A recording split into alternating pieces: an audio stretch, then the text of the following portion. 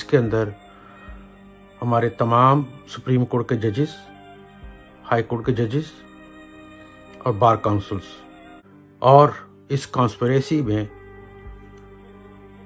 Peoples party, مسلم league, JUI اور general Bajwa یہ شامل تھے۔ میں نے 4-5 دن پہلے ایک ویڈیو اپلوڈ کی تھی اس امید کے ساتھ کہ جو کچھ بھی پاکستان میں ہو رہا ہے، کرپٹ غدار پاکستان کو کھا چکے ہیں اور جو کچھ رہتا ہے وہ لوٹنے کے لیے آ چکے ہیں، تو یہ سوچا شاید جنرل باجوہ اس میں ہیلپ کریں گے، اس لیے میری ایک ریکویسٹ گئی۔ اور لیٹر جب میں نے انکوائری کی تو پتہ چلا کہ آلریڈی جنرل باجوہ خود اس کانسپریسی کا حصہ ہیں۔ ایک شخص کی وجہ سے کائنڈلی آرمی کو برا مت کہیے گا، گندی مچھلیاں ہر جگہ پہنچ جاتی ہیں، چاہے چھوٹی ہو یا بڑی ہو، اس مچھلی کا علاج بھی کیا جاتا ہے۔ تو لہٰذا میں تمام ریٹائرڈ سینئر آفیسر سے ریکویسٹ کرتا ہوں، تمام حاضر سروس سینئر آفیسر سے ریکویسٹ کرتا ہوں، joint chief of army staff, air chief, naval chief, kindly take steps. Arrest General Bajwa for the court martial. کیوں 100% he is involved in the conspiracy. He has assisted all corrupt traitors to take over the Imran Khan government. And it is not good. ہم لوگوں پہ ایک بدنامی کا داغ لگ گیا ہے، اور یہ وہ داغ ہے کہ ہمیں سال ہر سال لگیں گے۔ السلام علیکم۔ تو دیکھیے جناب، آپ نے یہ رپورٹ، یہ ایک ریٹائرڈ میجر ہیں جو ویٹرن ایسوسی ایشن کے رکن بتائے جاتے ہیں، اور یہ 2 ایسوسی ایشن ہیں جو آپ نے بھی حال ہی میں بہت سنا ہوگا کہ ex serviceman society of Pakistan اور ایک ویٹرن ایسوسی ایشن آف پاکستان کے نام سے، اور کہتے ہیں کہ جناب یہ ایسوسی ایشن اگر GHQ سے انڈورس نہ ہو، رجسٹرڈ نہ ہو، تو ان کی کوئی حیثیت نہیں ہے، اور ویسے بھی سیاسی طور پہ ان کی کوئی قانونی آئینی حیثیت نہیں ہے، مگر یہ سب بڑے پیمانے پر انوالو ہیں PTI کے ساتھ، ان کی رشتہ داریاں ہیں، اپنے بچوں کے ٹکٹ چاہتے ہیں، اور یہ وہ سیاسی لوگ ہیں جو ہمیشہ سے سیاست کرتے رہے ہیں۔ ان کے بہت سارے لوگ اس لیے پروموٹ نہیں ہو سکے کہ سیاسی ان پر الزامات تھے۔ آج کے حالات دیکھیں اور اس آدمی کی لینگویج دیکھیں، یقین کریں خوف آتا ہے، ڈر لگتا ہے، پورے بدن میں سنسناہٹ دوڑ جاتی ہے۔ کیا 71 میں یہ حالات تھے؟ کوئی سوچ بھی سکتا تھا تنہائی میں بیٹھ کر بھی کہ آرمی چیف کے بارے میں کوئی ایسے بات کر سکتا ہے؟ یہ کسی ملک میں بھی جس آرمی چیف نے آئینی حلف لیا ہو، اس کے عوام میں سے لوگ اس طرح، وہاں تو ممکن ہے کہ جہاں بہت بڑی بغاوتیں ہوں، آزادی کی لڑائی جاری ہو، کہ جیسے کبھی ہندوستان میں تھا، یا کشمیری کر رہے ہوں تو سمجھ میں آتا ہے، یا فلسطین میں ہو، یا اس طرح کے دوسرے ملکوں میں جو معاملات، جو تنازعات ہیں، اس میں سمجھ میں آتا ہے۔ جب بات ہوتی ہے مملکت خدا داد کی، تو کوئی سوچ سکتا ہے کہ جب ڈالر 205 پر انٹر بینک میں ہو اور بازار میں 215 کا ہو، پوری معیشت کلیپس کے پاس کھڑی ہو، اور دنیا میں پیشن گوئیاں کی جا رہی ہوں کہ یہ ملک ٹوٹنے جا رہا ہے، اس کی اپنی لیڈرشپ کہہ رہی ہو کہ 3 ٹکڑے ہو جائیں گے، یہ فوج بکھر جائے گی، ایٹمی پروگرام لے لیا جائے گا۔ یہ ایکس مین جو کبھی ڈسپلن کے پابند تھے، جو اختلاف رائے، تو خیر انہیں برداشت کرنا ہی نہیں سکھایا جاتا کہ اختلاف رائے کا مطلب ان کے یہاں ہوتا ہے گولی چلانا، حملہ کر دینا۔ تو یہ ریٹائر ہو کر حملہ آور ہو چکے ہیں، اور کہتے ہیں کہ اسٹیبلشمنٹ میں ایک بہت بڑا دھڑا ہے جو ان کے ساتھ جڑا ہوا ہے، اور ملک میں کسی وقت بھی کچھ بھی ہو سکتا ہے۔ آئیے میں آپ کو ایک اور ویڈیو دکھاتا ہوں، بہت سے لوگوں نے یہ ویڈیو دیکھا ہوگا یقیناً، मगर मैं इसके मानी समझाऊँ. ये हालात खराब होना शुरू हुए तो हमारी एक team led by general Ali Kuli, supported by vice admiral Tasleem SJ. बार एंड एयर मार्शल मसूद, हमने एक मीटिंग की जनरल बाजवा के साथ, और उस मीटिंग में जनरल बाजवा ने बड़ा क्लियरली ये वादा किया कि इस मुल्क के हालात को ठीक करने के लिए 90 दिन के अंदर अंदर वो इलेक्शन करवा देंगे. आज हमारा सवाल उनसे ये है कि उनका वो वादा जो है वो किधर गया. मेरी समझ में तीसरी जंग होगी इस मुल्क की बका के लिए, और इस जंग में जो हमारे दुश्मन है उनको मैं क्लियरली आइडेंटिफाई करना चाहता हूँ. सबसे बड़ा दुश्मन इस वक्त इस मुल्क का राना सनाउल्लाह है, जिसकी क्रिमिनल बैकग्राउंड है और जो कातलाना बैकग्राउंड का भी के लिए भी मशहूर है. हम उसको ये पैगाम देना चाहते हैं कि तुम इस मुल्क को तबाह करने में अपना जो किरदार अदा कर रहे हो और करना चाहते हो, हम उसको नाकाम बना देंगे इंशाअल्लाह. इसके अलावा ये जो इनकम्बेंट गवर्नमेंट है, इसके लिए भी हमारा ये पैगाम है कि हमें, और आप सबको मालूम है कि ये गवर्नमेंट जो है ये कैसे इस मुल्क में वजूद में आई और कैसे एक वोट की मेजॉरिटी के ऊपर इन्होंने इस मुल्क का नाजायज इक़्तिदार संभाला हुआ है.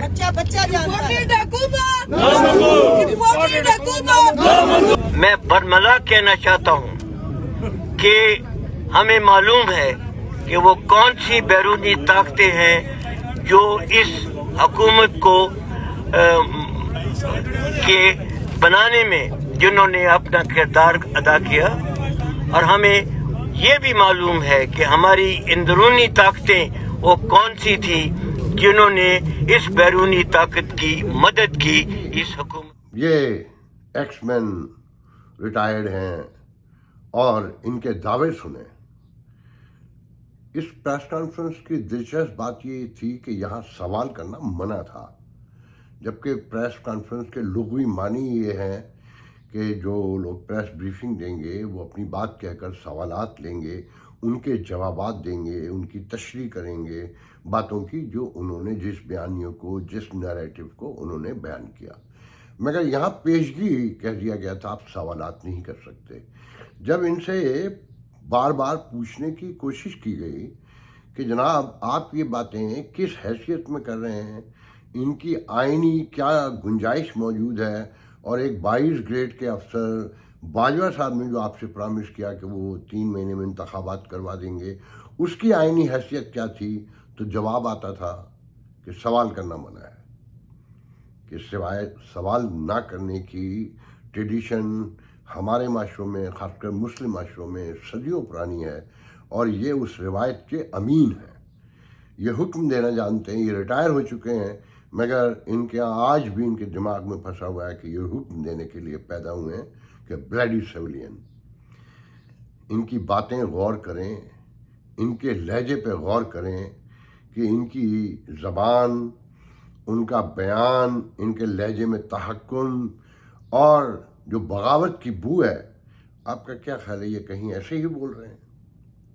इसमें दिलचस्प बात यह है कि इसे जो लीड कर रहे थे जनरल अली कुली खान, उनके बारे में कहा क्या जाता है यकीनन गंधारा इंडस्ट्री के मालिक हैं, अरबों नहीं खरबोपति हैं, और इनका सिलसिला कहीं अयूब खान से भी जाके मिलता है, जिसका पोता उमर अयूब परसों बैठा हुआ कंट्राडिक्ट कर रहा था NLG के ऊपर कि जनाब हमने तो दरिया बहा दिए थे NLG के. ये वो उमर अयूब है जो हर हुकूमत में होता है, जिसके बाप ने, दादा ने बुनियाद डाली थी इस मुल्क में मार्शल्लाह की, इस मुल्क में तबाही की, जिसके बारे में कायद आज़म ने कहा था कि इस पर निगाह रखना, इसके इरादे ठीक नहीं रखते हैं, इसे आगे ना बढ़ने देना. मगर वो आगे बढ़ा और फिर जो उसने सोसाइटी में बर्बादी पैदा की, और फिर उसकी सारी औलादें, उसका बाप, बेटा गौहर अयूब, उसने जो कराची के साथ किया वो एक पूरी दास्तान अलम है. اس نے کیسے لوٹا، کیسے اردو اسپیکنگ مہاجروں کو مارا اور کراچی کو کیسے برباد کرنے کی بنیاد رکھی، اس کا پوتا عمر ایوب مطلب خاندانی وزیر ہیں، اور وہ عمران خان کے ساتھ ہیں، اور عمران خان تبدیلی لانا چاہتا ہے، انقلاب لانا چاہتا ہے، کرپشن ختم کرنا چاہتا ہے، جن کی اس کی کابینہ کے اکثریت لوگ کرپشن کی بنیاد پہ مارکیٹ میں موجود ہیں۔ اب آئیے میں آپ کو ایک اور ویڈیو سناؤں۔ جنرل صاحب، آپ سمجھتے ہیں کہ ملک کو جو درپیش صورتحال ہے اس میں جرنیلوں کو اپنی زمینیں واپس کر دینی چاہیے؟ ملک میں معاشی اپنے جنازے کا بندوبست تو جنرل صاحب یہ جو بزنسز ہیں جو جنرلز کے کچھ فرمائیں گے؟ کر رہے ہو جو تم بیگ صاحب نے کیا تھا، سٹاپ اٹ۔ نہیں سر، میں تو آپ سے سوال کر رہا ہوں سر، یہ ملک کا معاملہ ہے، آپ نے پریس کانفرنس کی ہے اس کے اوپر۔ اپنی عزت سنبھالو۔ اور سر میں اپنی عزت سنبھالی ہوئی ہے، آپ اپنی عزت سنبھالیں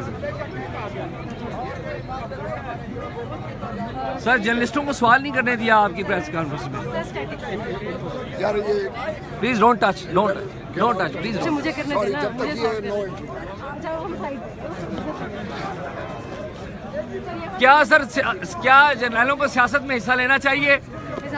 کیا پارلیمنٹ کو ماننا چاہیے؟ آپ کے دور میں 2 مئی 2011 ہوا، اسامہ بن لادن کا واقعہ ہوا، آپ نے اپنے عہدے سے استعفیٰ کیوں نہیں دیا؟ اسامہ بن لادن کا واقعہ آپ کے دور میں ہوا، آپ نے اپنے عہدے سے استعفیٰ کیوں نہیں دیا؟ سر ملکی سلامتی کا سب سے بڑا مسئلہ تھا 1971 کے بعد، کچھ بتائیں گے سر 2 مئی 2011 کو؟ یہ ہیں جنرل سرفراز یاسین ملک، جو 2011 میں پشاور کور کمانڈر تھے، اور جب اسامہ بن لادن کو مارنے پکڑنے کے لیے امریکہ نے آپریشن کیا ایبٹ آباد میں، تو یہ سو رہے تھے۔ کہتے تو یہ ہے نا کہ جب قوم سوتی ہے تو فوج جاگتی ہے، مگر یہ سو رہے تھے۔ انہوں نے استعفیٰ بھی نہیں دیا اپنی غفلت، سستی، نااہلی کے جواب میں، بلکہ انہیں انعام دیا گیا 2012 میں، انہیں سیکریٹری ڈیفنس بنا دیا گیا۔ بتایا جاتا ہے کہ یہ کھربوں پتی تو ہیں ہی، مگر ساتھ میں ان کی 5000 ایکڑ سے زیادہ زمین بھی ہے، مگر ان سے آپ سوال نہیں پوچھ سکتے۔ دیکھیں نا کیا کہہ رہا ہے کہ تو اپنے جنازہ پڑھنے کی تیاری کر۔ یہ ہیں وہ لوگ، انہوں نے اس معاشرے کو تباہ کیا، سیاستدانوں نے نہیں۔ سیاستدانوں کو تو یہ پیدا کرتے تھے، ڈولے شاکے چوہے یہ لے کر آیا کرتے تھے کہ حضور ان سے گزارا کریں، تاکہ اختلاف رائے انہیں برداشت ہی نہیں ہے، اس لیے وہ لوگ لے کر آیا کرتے تھے کہ یس سر یس مین ہو۔ آج ان کا لہجہ سنا کہ یہ کھلے عام بازار میں کھڑے ہو کے دھمکیاں دے رہا ہے۔ یہ پریس کانفرنس کرنے آئے تھے، یہ سرکردہ لوگوں میں سے شامل ہیں جو پی ٹی آئی کے ممبر بتائے جاتے ہیں، اور کہا جاتا ہے کہ یہ اپنے بیٹے، اپنے رشتہ دار، عمران خان صاحب کے ایک انتہائی قریبی دوست کے یہ سسر ہیں، اور اپنے کسی رشتہ دار کو اور ٹکٹ بھی دلوانا چاہتے ہیں، جیسے علی قلی خان کے لیے بتایا جاتا ہے۔ علی قلی خان جنہیں مشرف سے سینئر تھے، مگر نواز شریف نے اس لیے آرمی چیف نہیں بنایا تھا کہ ان کے بارے میں مشہور تھا کہ بے نظیر بھٹو، نواز شریف کی پچھلی حکومتیں گرانے میں ان کا بڑا اہم کردار تھا۔ تو اسی طریقے سے ان پر بھی یہی الزامات تھے کہ یہ سیاسی جرنیل تھے۔ تو علی قلی خان اپنے بیٹے خالد خٹک کو، جو جنوبی کے پی کے سیکریٹری جنرل بھی، ان کو ٹکٹ دلوانا چاہتے ہیں۔ تو بیسیکلی یہ پی ٹی آئی کے ممبر ہیں۔ یہاں پر ایک بریگیڈیئر اور تھے سیمن شرف، جنہوں نے 35 پنکچر کی کہانی لا کر دی تھی، جو جھوٹی نکلی، جو عمران خان نے خود تسلیم کیا کہ وہ تو ایک سیاسی بات تھی۔ اور یہ بریگیڈیئر میاں محمود نام ہے شاید ان کا، میاں محمود، یہ سارے لوگ پی ٹی آئی کے لوگ ہیں بنیادی طور پہ۔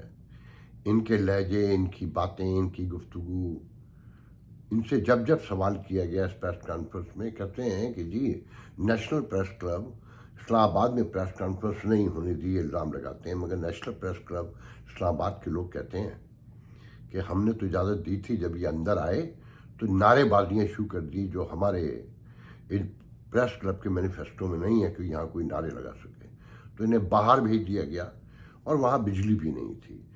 तो इन्होंने एक नई तरह डाली प्रेस कॉन्फ्रेंस की कि आप सवाल नहीं कर सकते, आप हमें सिर्फ सुनेंगे, क्योंकि तो सारी उम्र सुनाते आए हैं। ये मरते हुए कब्र में ऐन मुमकिन है, मुझे यकीन है कि ये फरिश्तों से भी कहेंगे कि तुम्हें सवाल करने की इजाज़त नहीं है। ये रोज़े महशर भी शायद ये हरकत करें, क्योंकि इन्हें यकीन है कि ये मरते हैं तो ज़िंदा रहते हैं, और ज़िंदा रहने के लिए का मतलब ये है कि इन्हें कहीं जवाबदेही नहीं है ये। तो ये कब्र में भी मसला पैदा करेंगे, मगर यकीनन वो बिलाशुबा बहुत बड़ा है, और वही सबसे बड़ा है, वो इन्हें इनकी औकात याद दिलाएगा। ये अरबों खरबोपति ये करप्शन के ख़िलाफ़ निकले हैं। दिलचस्प बात देखें कि ये इमरान खान की हिमायत इसलिए कर रहे हैं कि करप्शन के ख़िलाफ़। मैं आज ज़्यादा नहीं बात करूँगा, मेरे पास बहुत कुछ बताने को है कि डॉलर 250 का जाएगा तो क्या होगा। 17 जुलाई को इमरान खान मौजूद हुकूमत सबकी औकात सामने आ जाएगी, जब 20 जनवरी जब 20 इलेक्शन जो पंजाब असम्बली के अरकान मुनर्रिफ अरकान डी सीट हुए हैं उस पर इलेक्शन होगा। सर्वे भी आ गए हैं कि खान साहब दूसरे ही नंबर पर आएंगे। बहुत कुछ है बताने को। डी डे आ चुका है खान साहब की सियासत का 17 जुलाई को, कि 20 में से 10 सीटें बचा जाएं तो बहुत बड़ी बात होगी, जो तजिया निगार कहते हैं। मगर धमकियाँ भपकियाँ और राना सनाउल्लाह को मारने के लिए तैयारियाँ।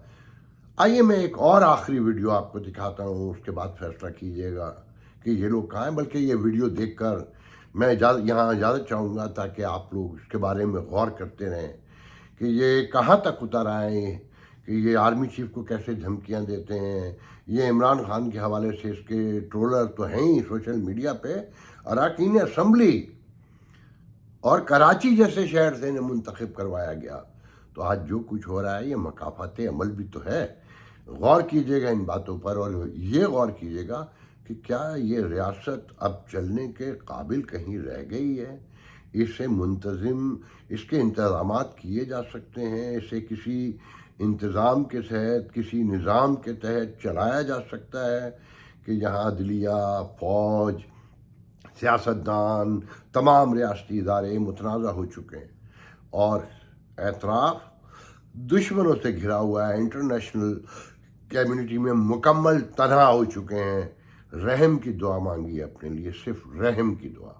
आज के लिए इस आर्मी के लिए मेरे मियाँ को तमगे मिले हुए हैं कि अली कुली का मेरे मियाँ के उस्ताद है। मेरा बेटा एयरफोर्स में जॉब करने वालों में है, लेकिन अब हमारे दिल से उतर गए हैं। अब हम गौर कर रहे हैं कि जब से ही ये पागल बना रहे, जब से ही ये अमेरिका के कहने पे हुकूमत चलाते, ये जो वो शुरू से पाल लेते हैं अपने पिल्ले कुत्ते बिल्ले, उनको ही बड़ा करते हैं और उनको ही ये बनाते हैं इस हमारे आर्मी चीफ। हम जनरल हमीद गुल को क्यों नहीं बनाया, वो काबिल तरीन था। अब फैज हमीद से क्या तकलीफ है, इसलिए कि वो बिकने वाला नहीं है। वही इमरान खान से तकलीफ है, इन 3 बंदों से उनको तकलीफ है। बस ये उनको नहीं चाहिए, उनको पालतू कुत्ते चाहिए जिनको बेल्जियम में फार्म हाउस दे दो जमीन घर समेत। और वो पहला जो परवेज के आनी कमबख्त ऑस्ट्रेलिया में बैठा है सारा खा के।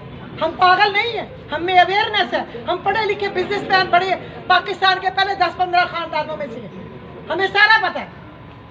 कोई मेरा इकबाल को भी नुकसान होता है। तो ये मुल्क चलाने वाले सोच लें कि ना आप रहेंगे ना आपके बच्चे रहेंगे। सबसे पहले मैं खुदकश हमला करूंगा आप पे और आपको छोड़ूंगा नहीं। और इसी तरह हजारों पर कौन तैयार है।